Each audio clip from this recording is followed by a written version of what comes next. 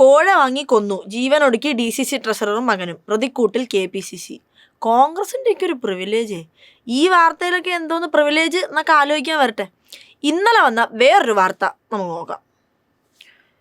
പ്രതിഭയുടെ മകൻ കനിവിനെതിരെ കേസെടുത്തത് കഞ്ചാവ് കൈവശം വെച്ചതിന്. ഇനി പ്രതിഭ MLA എന്നൊന്ന് ഗൂഗിൾ ചെയ്ത് നോക്ക്. ഇന്നലെ വന്ന വാർത്ത, അതിൻ്റെ ഫോളോ അപ്പ്, പോലീസിൻ്റെ FIR, പോലീസിൻ്റെ ബൈറ്റ്, ഇതിൻ്റെ ഇടയിൽ ലൈറ്റായിട്ട് സൈഡിലെങ്ങാനും പ്രതിഭ MLA ഇത് നിഷേധിച്ചതിൻ്റെ ഒരു ലൈവ് ഇട്ടിരുന്നു, അതിൻ്റെ വാർത്ത. ആ കോൺഗ്രസിന് കിട്ടുന്ന പ്രിവിലേജ് CPMന് കിട്ടിയെങ്കിൽ ഈ വാർത്ത തന്നെ വെളി വരില്ലായിരുന്നു. എന്നാലും പോട്ടെ, സമൂഹത്തിന് നന്മ വരുന്നൊരു വാർത്തയല്ലേ എന്ന് വിചാരിച്ച് ഈ വാർത്ത കൊടുത്തവർക്ക് തന്നെ സമാധാനത്തോടെ തുടങ്ങാമായിരിക്കും. അതവിടെ നിൽക്കട്ടെ.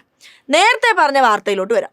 വയനാട് DCC ട്രഷററായ MN വിജയനും മകനും വിഷം കഴിച്ച് ആത്മഹത്യ ചെയ്തു എന്നതാണ് വിഷയം. ബത്തേരി സഹകരണ അർബൻ ബാങ്കിൽ കോഴ വാങ്ങി ജോലി കൊടുക്കാം എന്ന് കോൺഗ്രസ് വാഗ്ദാനം ചെയ്തവർ ജോലി കിട്ടാതായപ്പോൾ പൈസ തിരിച്ചു ചോദിച്ചു. പൈസ വാങ്ങിച്ചത് തലമൂത്ത കോൺഗ്രസ് നേതാക്കന്മാരാണെങ്കിലും ജോലി കിട്ടാത്തപ്പം ആളുകൾ ആ പൈസ തിരിച്ചു ചോദിച്ചത് ഈ മരിച്ചുപോയ MN വിജയൻ്റെ അടുത്താണ്. അതിന് കാരണവുമുണ്ട്. പെട്ടുപോകാതിരിക്കാൻ വേണ്ടി അവർ ഈ പാവ മനുഷ്യൻ്റെ പേരിലാണ് ഉദ്യോഗാർത്ഥികളുമായിട്ട് കരാറൊക്കെ എഴുതി പിടിപ്പിച്ചത്. എന്തൊരവസ്ഥയാണെന്ന് നോക്ക്. ആ പാർട്ടിയിൽ പ്രവർത്തിച്ചു പോയി എന്നതുകൊണ്ട് മാത്രം ആ മനുഷ്യനും മോനും മരിക്കേണ്ട അവസ്ഥ. അതിനേക്കാളും ഭീകരാവസ്ഥ, അത് മര്യാദയ്ക്കൊന്ന് ചർച്ച ചെയ്യാനുള്ള മാധ്യമങ്ങൾ പോലും ഈ നാട്ടിലില്ല.